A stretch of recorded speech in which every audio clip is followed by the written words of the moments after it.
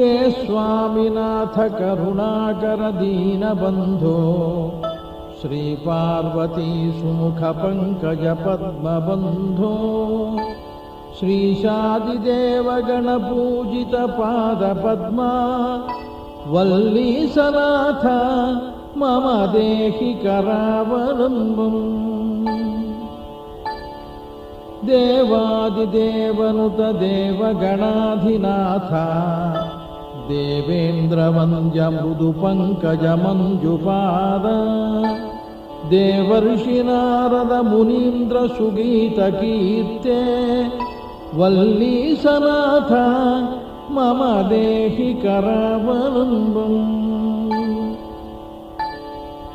नित्यान्नदान निरताखिल रोगहारिन् तस्मात् प्रदान परिपूरित भक्तका